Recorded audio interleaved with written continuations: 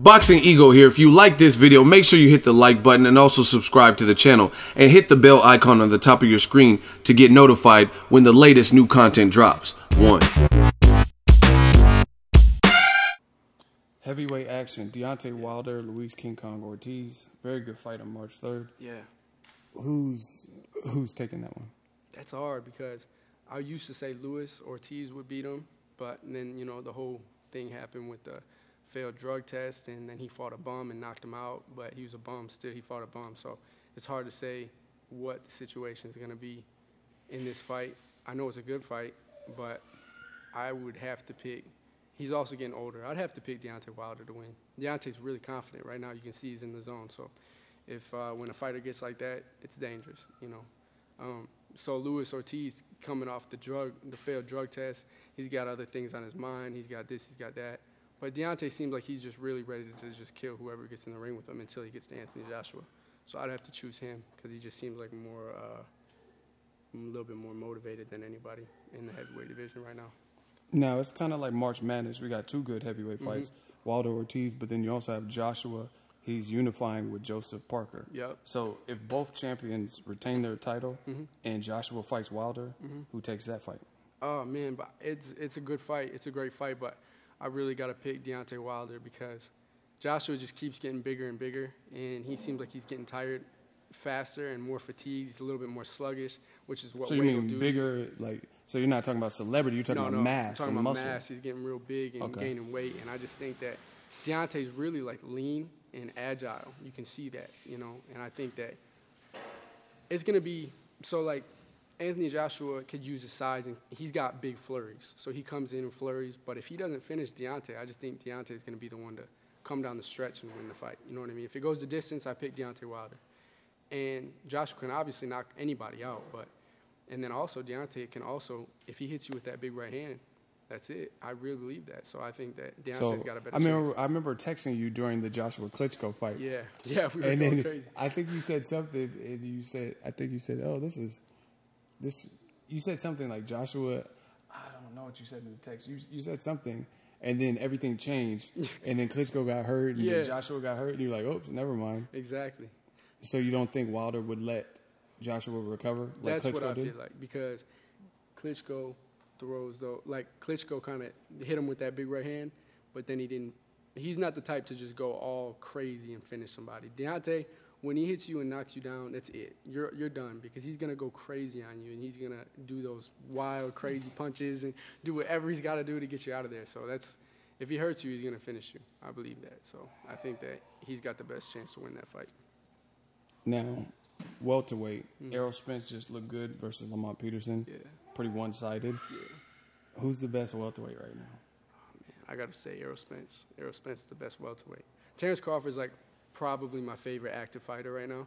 So but I haven't seen him at welterweight yet. You know, I can't really speak for it till I see him fight like his next fight with Jeff Horn, or I see him fight somebody else, you know, just see how he adjusts to the weight. But I think he's going to be a killer at that weight too.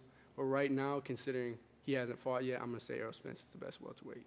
So Errol Spence versus Terrence Crawford is too premature for a prediction? I can't predict that yet until I see him fight at welterweight. Because, that's fair. You know, I can't. But Errol, as far as the active welterweights right now, Errol beats them all. You know, he beats them all, I believe. So he beats Keith Thurman. But except, I like to say, Sean Porter, though, is a different kind of fight, though, because Sean Porter is going to be different for anybody because his style is so different. You know what I mean? Yeah. So really, the fight that I want to see more than even like Thurman and Spence, I want to see Porter and Spence, because I think Porter just got that. It's like a collision course. Yeah, it's like a collision course. Porter's a beast. You know what I mean? So I like that fight. But other than that, I think that because of like the styles make fights match up. I think that's the best one. But I think Errol beats Thurman. Now, I got to ask you, because there's a lot of conflicting thoughts on this. Yeah. From what you've seen, because I know you're a student of the game on top of being a boxer. Yeah. Does Keith Thurman want to fight Errol Spence Jr.? Do you get the feeling he does? Being a fighter, I just don't know if I could ever, from what I've heard, you know, in interviews with Thurman and stuff, like I don't know Thurman, so I don't really know what his attitude is or what like the behind-the-scenes talks is. There could be a reason why he doesn't want to fight him, but I believe he doesn't want to fight him at this point. He doesn't want to fight him. I don't know why that is. I just don't ever see myself as a fighter being like, no, I'm not fighting him this year. I mean, you got to talk to my promoter if you want to hear somebody say that we're not fighting this year. But I'm going to be like, we're fighting. It's kind of like Gervonta. You're never going to hear Gervonta say, like, no, I don't want to fight this guy. You know what I mean? But you got Mayweather Promotions saying, no, Lomachenko. Or something. Yeah, Lomachenko and Gervonta aren't fighting till, you know what I mean? But he's like, I'll fight anybody. I feel like, you know, that's the type of fighter. But I don't see myself ever saying, like, no, I'm not fighting them this year, you know, or I'm not fighting them till, you know, in 2018. Like, that's just weird to me. I don't know why. I don't know why he's doing that. But for some reason, he doesn't want to fight this guy. I mean, he's had a little bit of a layoff, and he's kind of trying to sun him and say, like, he's young and stuff like that. They're only 1 year apart. He's not young. He's done almost everything you've done already. You know what I mean? He's catching up to you. You got one more title, you know, and he's got to fight you to get that. So it's like, come on, you know, make the fight happen. But, so, yeah, I don't think he really wants to fight him at this point.